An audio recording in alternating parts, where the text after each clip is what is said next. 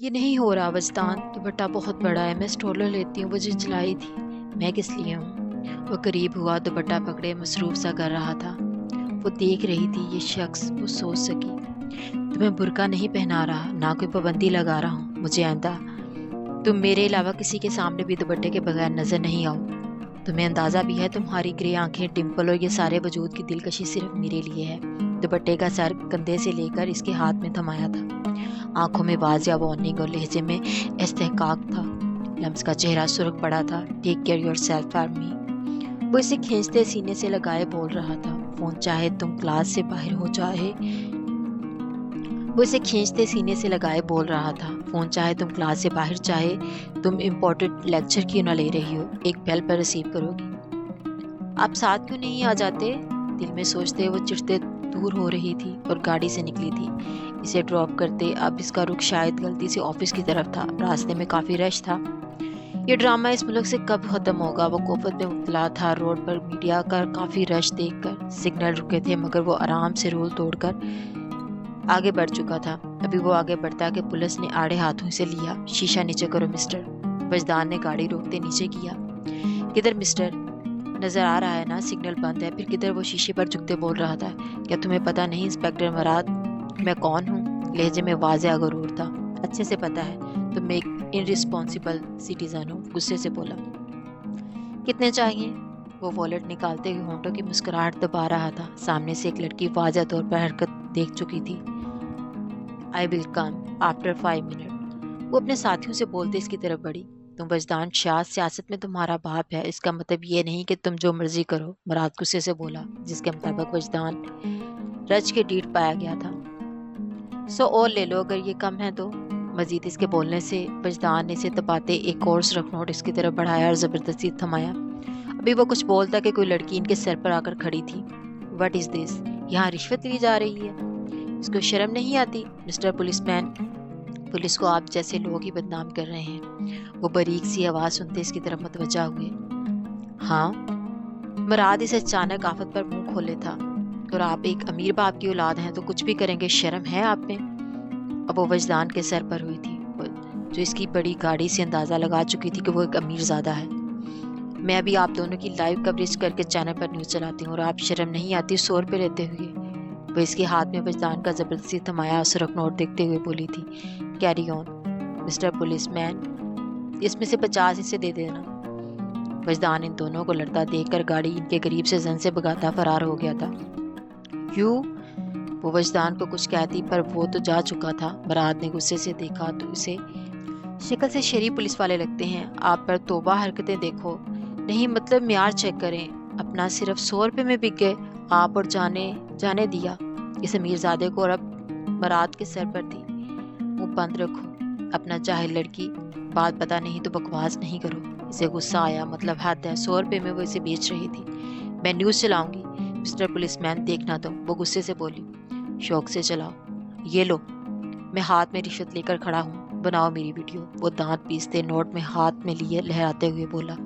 Election قریب ہیں، سر اپنا ہر قدم پھونک کر رکھے۔ سننے میں آ رہا ہے ہمیشہ اپنی MNA کی سیٹ پر اپنی جگہ اپنے بیٹے کو لا رہا ہے۔ MJ وہ چوزا ہے، وہ تمسخرانہ انداز میں بولا تھا۔ ایک دو بار وجدان کو کسی سیاسی جلسے میں دیکھ چکا تھا۔ آپ کی سوچ ہے وہ چوزا ہے، MJ نے اسے ڈرایا تھا۔ تم میرا کام کر رہے ہو، اس لڑکی کا کچھ پتہ چلا؟ اس شہر میں ہزاروں لڑکیوں کی آنکھیں گرے ہیں، میں کچھ نہیں کر سکتا۔ لڑکی بوڑھے دل میں سے لقب سے نوازا تھا، اور بہتر ہوگا سیٹ پر دھیان دے، ورنہ نہ تو لڑکی ہاتھ آئے گی، نہ پچھلی بار کی طرح کرسی۔ واضح مذاق اڑایا تھا۔ اس بار الیکشن تو میں ہی جیتوں گا، جو بھی ہو، اور وہ لڑکی بھی ہاتھ آئے گی، چاہے وہ جہاں بھی چھپی ہو۔ MJ نے انتہائی افسوس سے دیکھا، جس کی اپنی بیٹی اس کی عمر کی ہوگی، وہ بھی 4 سال کے عرصے پہلے کی دیکھی ہوئی بچی کی ہوس میں مبتلا تھا۔ اس بندے کی ہر بےہودہ ایکٹیویٹی کی خبر مجھے دینی ہے، تم اس سمجھے؟ وہ اس کے روم سے نکلتے باہر کھڑے شخص کو ہدایت دے رہا تھا۔ یہ کوئی کافی شاپ تھی جہاں اکا دکا لوگ ہی آتے تھے۔ وہ دونوں آمنے سامنے بیٹھے تھے۔ تم قانون کو ہاتھ میں نہیں لوگے، ایک تو اس ٹھر کی بڈھے نے دماغ کھایا ہے۔ وہ ریلیکس انداز میں بیٹھا تھا اور ملک پر شدید غصہ تھا۔ اچھا قانون ہاتھ میں بھی آتا ہے؟ وہ جج کرتے بولا تھا۔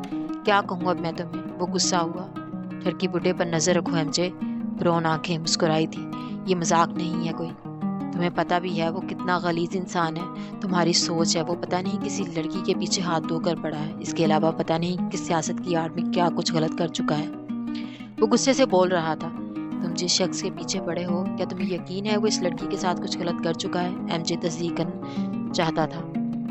کیا سزا ہوتی ہے؟ ان جیسے گندی ذہنیت کے لوگوں کو جینے کا کوئی حق نہیں جو معاشرے میں صرف گند پھیلاتے ہیں. اسلام میں 100 کوڑوں کی سزا ہے. وہ انسان کوڑے کھاتے تڑپ کر ہی گناہ مر جائے. اس لڑکی کے والدین سے ملا ہوں میں. وہ دوسری بیٹی کی بھی دھمکی دے چکا ہے. وہ کافی گرم کا گھونٹ بھرتے کھولتے غصے پر قابو پاتے بولا تھا. تمہیں پتہ بھی ہے وہ ملک کا بھائی ہے. ایم جے نے سامنے بیٹھے شخص کو رشتہ بتایا تھا اور شاید ڈرایا بھی تھا. اور پھر تو اور مزہ آئے گا. وہ ایکسائٹیڈ ہوا تھا جیسے کوئی بچھڑا ہوا رشتہ ملا ہو. تاریخی والا کمرہ تھا. گودام وہ شخص اندازہ نہیں کر سکا. ٹھر ٹھر رہا تھا. اندر کے سرد موسم سے جیسے اسے سرد خانے میں باندھا ہو. ہڈیاں سن ہو رہی تھی. خون کی گردش جیسے رکی ہوئی ہو. یوں لگ رہا تھا کوئی رگوں میں خون جم چکا ہے. چھوڑو مجھے. Who the hell are you؟ وہ چیخا تھا خود کو مضبوط رسیوں کی گرفت سے آزاد کرانے کو. قدموں کی چاپ سے اسے ایک امید نظر آئی. تم کون ہو؟ مقابل پر نظر پڑتے وہ دھاڑا جس کی برون آنکھیں صرف نظر آ رہی تھی. باقی چہرہ کور تھا. چپ چاپ ایک لفظ نہیں. وہ تیز دھار والی چھری اس کے ہونٹوں پر رکھتے بولا. زہر لگ رہی تھی اس کی آواز. پلیز میری کیا غلطی ہے؟ میرا بھائی تمہیں چھوڑے گا نہیں. ڈرانے کے بعد حوصلے سے اپنے بھائی کا حوالہ دیا تھا. وہ بھی ایسے ہی چیخی تھی. نہ تو نے چھوڑا تھا. اسے گردن پر ہلکا سا کٹ لگایا. خون کی بوندیں تیزی سے جاری ہوئی تھی. وہ کرہایا. وہ کس کی بات کر رہے ہو تم ظالم انسان؟ جو پچھلے ماہ تیرے فارم ہاؤس پر تیری حوث کا نشانہ بنی تھی. جس کے ساتھ درندگی کر کے تو نے بے رحمی سے مار دیا اور اس کی ماں باپ کو دھمکی دی کہ ان کی ایک اور بیٹی بھی ہے. اس کی بات کر رہا ہوں میں کتے. وہ پھنکارتا بولا. تو تم کیا لگتے ہو اس کے؟ خوف کے اس کے وجود میں سرایت کر رہا تھا. اس کا تو پتہ نہیں پر تیرا قاتل بن جاؤں گا کچھ ٹائم بعد. پلیز مجھے معاف کر دو. معافی مانگوں گا اس سے. کیا وہ زندہ ہو جائے گی؟ اس کی عزت واپس آ جائے گی؟ وہ کیسے؟ وہ تو مر چکی ہے نا. وہ خوف سے بولا. تو پھر تم معافی کس امید سے مانگو گے؟ وہ چھری آنکھ کے کنارے پر لے گیا. ان آنکھوں سے تو نے اسے دیکھا تھا نا. بولتے ہی وہ چھری پوری طرح سے اس کی آنکھ میں مار چکا تھا. خون تیزی سے بہہ رہا تھا. آج جاہل کمینے. وہ در سے چلایا. ان ہاتھوں سے چھوا تھا نا. وہ چیخوں کی پرواہ کیے بغیر اس کے ہاتھوں کی رگیں کاٹ چکا تھا جیسے بڑا ایکسپرٹ ہو. خون فرش پر بہہ رہا تھا. وہ تکلیف سے چیخ رہا تھا. گھٹنوں کے بل اٹھتے ہی اس کے ہونٹوں پر چھری رکھی تھی. تجھے اس کی چیخوں سے نفرت ہو رہی تھی نہ؟ ویسی فیلنگ میری ہے اس وقت. تو کیا خیال ہے؟ پھر آنکھیں چمکی تھی اور بغیر موقع دیے ایک ہی وار سے اس کا گلا کاٹ چکا تھا اور وہ ایک جھٹکے میں فنا ہو چکا تھا. گردن لڑک گئی تھی. ایک سائڈ پر ہو گئی تھی. Hate me because I am dangerous. زیر لب دہراتے وہ باہر نکلا. لاش ملک صاحب کے گھر بھجوا دینا اور یہ گفٹ بھی. خون سے بڑا چاقو باہر کھڑے شخص کی طرف اچھالا تھا. اپنی بلیک BMW کی طرف بڑھایا تھا. بلیک شیشے چڑھاتے وہ کور کیا چہرہ دیکھتے شیشے میں مسکرایا جہاں 2-3 خون کے چھینٹے ماتھے پر پڑے تھے.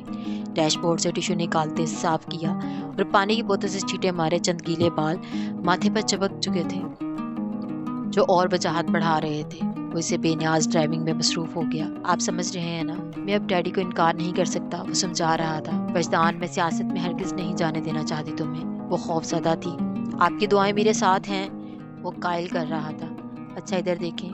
ماں کا ہاتھ پکڑتے رخ اپنی طرف کیا تھا. تم ضدی ہو. میں پھر بھی نہیں ہار مانوں گی. اسے شاپ مان چکی ہیں. وہ مسکرایا تھا. تم ڈیٹ بھی ہو. وہ غصہ ہوئی. آپ کے شوہر پر ہی ہوں. وجدان نے چھیڑا تھا. شاہ کو چھوڑوں گی نہیں. میں تمہیں میرے پاس منتوں کے لیے بھیج دیا. وہ غصے سے سرخ ہوئی اور وہ ہلکی پھلکی باتوں میں مصروف تھے. وجدان انہیں کافی حد تک قائل کر چکا تھا. وجدان لمس کا نکاح کیوں کرایا تمہارے ساتھ جانتے ہو؟ وہ اس پر سوچ تھی. آپ میری اس کے لیے شدت پسندی سے واقف تھی. فخر سے جواب دیا. بالکل نہیں. اس لیے کہ میرے بعد کوئی رشتہ اس کے پاس ایسا موجود ہو جو اسے دل و جان سے محبت کرے, اس کی حفاظت کرے, اور وہ تم تھے. میں اس کی طرف سے بھی فکر مند ہوں. وجدان اسے کبھی بھی کوئی تکلیف نہیں پہنچے. وہ بہت معصوم ہے بیٹا. تمہارا نکاح بھی اس لیے دھوم دھام سے نہیں کیا کہ خام خواہ نظر لگ جاتی ہے، بس اسے تمہارے نام کے ساتھ جوڑ دیا میں نے۔ یہ سیاسی دشمنیاں، مجھے ان سب سے بہت خوف آتا ہے۔ تم میرے اکلوتے بیٹے ہو، مجھے جان سے زیادہ عزیز۔ وجدان ان کی پریشانی سمجھ رہا تھا۔ تمہیں پتہ ہے لمس کے والدین کا ہاتھ سے پری پلان تھا؟ کیا وہ حیران تھا اس انکشاف پر؟ لیکن خالہ لوگوں کا تو ایکسیڈنٹ ہوا تھا۔ ہاں، پر وہ حادثہ کرایا گیا تھا، وہ کسی رشتہ دار کی طرف جا رہے تھے۔ لمس تنہا تھی۔ گھر جب شیزا لمس کی ماں کی کال آئی تھی کہ لمس کو میں اپنے گھر لے آؤں تو کچھ دن کے لیے، تفصیل سے پتہ چلا تھا کہ بریک فیل کی گئی تھی، کسی نے ان کی گاڑی کی۔ تمہیں پتہ ہے لمس اکیلی تھی وہاں، پر میں وہاں کوئی اور بھی تھا، وجدان جو اس کی طاق میں تھا۔ اگر میں اس رات وہاں نہ جاتی تو میری معصوم بیٹی کسی درندے کے ہاتھ لگ جاتی۔ وہ خوف کے زیر اثر تھی۔ وجدان ان کے انکشافات سے حیران ہوا۔ آپ پریشان نہیں ہو، کبھی دکھ نہیں دوں گا اسے، ہمیشہ اس کی حفاظت کروں گا، وجدان نے تسلی دی تھی۔ مگر کیا ایسا ہو پانا تھا یہ تو وقت جانتا ہے۔ صدق کو تسلی دیتے ہوئے ان کے روم سے نکلا تھا۔ کچھ دیر اسے احمد شاہ کے ساتھ جلسے میں جانا تھا۔ نگاہیں کسی کو تلاش کر رہی تھی، وہ شاید اس کا صبر آزمانے کے لیے اپنے کمرے میں تھی۔ حق کے ساتھ وہ اس کے روم کی طرف بڑھا تھا۔ اس کے روم میں انٹر ہوتے وہ بیڈ پر بیٹھی، کتابیں بکھیرے مزے سے ہینڈ فری لگائے لیپ ٹاپ پر بزی تھی، اس لیے شاید وہ اس کو محسوس نہیں کر سکی۔ وہ وجدان کو کافی ناگوار گزرا تھا۔ کیا وہ جانتی نہیں یہ ڈمپل اور گرے آنکھوں والی لڑکی اس کی جان تھی؟ اسے نہیں پتا تھا کہ کب وہ اس کے لیے بے تحاشا ضروری ہو گئی تھی۔ جب وہ یہاں آئی تھی تو ایسا کبھی بھی کچھ اس کے بارے میں نہیں سوچا نہیں تھا، مگر رفتہ رفتہ وہ جکڑ چکی تھی اسے اپنے شہر میں۔ اور جب سے اس کے نکاح میں آئی تھی وہ دل و جان سے اس پر فدا ہو چکا تھا۔ اگر اس کی شدتوں کا اندازہ کر لیتی تو وہ ویسے ہی پوری ہو جاتی۔ وائٹ ٹی شرٹ اور کھلے ریڈ پلازو میں سٹولر گلے میں لپیٹے، وہ چہرے پر بکھرے بالوں کو اپنی سرخ نیل پینٹ سے مزید تراشا ناخوں والی لمبی گلابی انگلیوں سے بار بار پیچھے کر رہی تھی۔ وجدان کا دل چاہا تھا جا کر اسے خود میں سمیٹ لے۔ اف اللہ جی!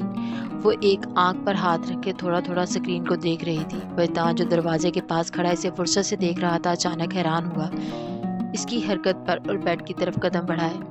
کیا ہے یہ؟ وہ دھاڑا تھا۔ اس آواز سے وہ لمحے میں خوف زدہ ہوئی تھی۔ آپ کب آئے؟ لمس کی جان پر بنی تھی۔ وہ کبھی سکرین کو دیکھ رہی تھی کبھی اسے۔ تم یہ کیا دیکھ رہی ہو؟ سکرین پر تھی تو کوئی بالی ووڈ مووی، پر کسی کا سین دیکھتے ہی وہ چلایا تھا۔